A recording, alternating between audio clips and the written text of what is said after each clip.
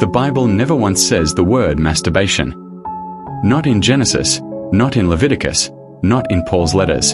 And yet, ask 10 different pastors whether it's a sin, and you'll likely get 10 different answers, some absolute, some hesitant, some contradicting each other completely. So how does a topic never directly addressed in Scripture become one of the most debated moral questions in the Christian life?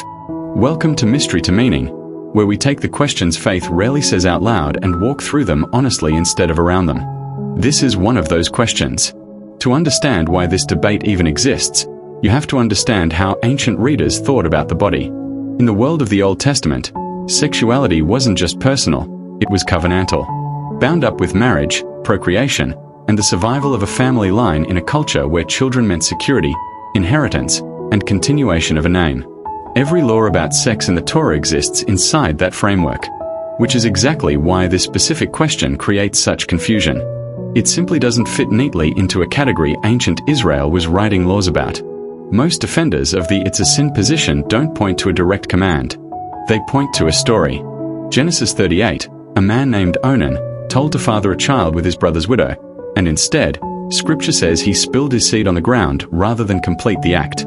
God's judgment follows immediately after. For centuries, this passage became the anchor text. The moment even got its name from him, onanism. But read closely, and the passage doesn't mention masturbation at all. Onan wasn't punished for wasting seed in private. He was punished for a specific act of deception, refusing a legal and family obligation while pretending to fulfill it. Most contemporary biblical scholars, even conservative ones, now widely agree the text is about broken duty, not solitary sexual behavior. So if Onan isn't the answer, where else does Scripture point? This is where the conversation shifts from an act to something underneath the act. Jesus, in the Sermon on the Mount, doesn't just condemn adultery.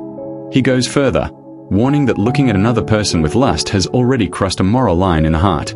Paul writes similarly to the Colossians, listing impure thoughts alongside other sins of the body. Neither passage names masturbation specifically, but both aim directly at the terrain surrounding it, fantasy, desire, and what a person allows their mind to dwell on. This is where two honest camps emerge, and neither one is dishonest with the text. The first view holds that if the act is regularly accompanied by lustful imagination, pornography, or objectifying fantasy, it falls under the same warning Jesus gave about the heart, making it a sin in practice, even without a verse naming it directly. The second view separates the physical act from what may or may not accompany it, arguing Scripture condemns lust and broken relationship, not biology itself, and that assuming guilt onto something the text never names risks adding a rule God never gave. Neither camp is reading carelessly. Both are wrestling honestly with a text that simply wasn't written to answer this question directly, which may be the most important realization in this entire conversation. The Bible often speaks with precision, and in the handful of places it stays quiet, that silence isn't accidental. It leaves room for wisdom, conscience, and self-examination rather than a checklist. Maybe that's the deeper meaning underneath the debate. Scripture spends far less energy policing individual acts than it spends shaping the heart behind them. Paul's own words in 1 Corinthians point away from technical rule-keeping and toward a bigger question. Does this act draw you closer to self-control and purity, or does it feed patterns of shame, secrecy, and escape? For some believers, the honest answer to that question will differ from another believer's honest answer, and Scripture seems far more concerned with that internal posture than with settling a debate it never explicitly entered.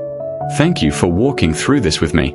If this gave you a clearer, more honest way to think through a question the church doesn't always talk about openly, hit like so more people can find it, and subscribe to Mystery to Meaning if you want more of Scripture's hardest questions taken seriously.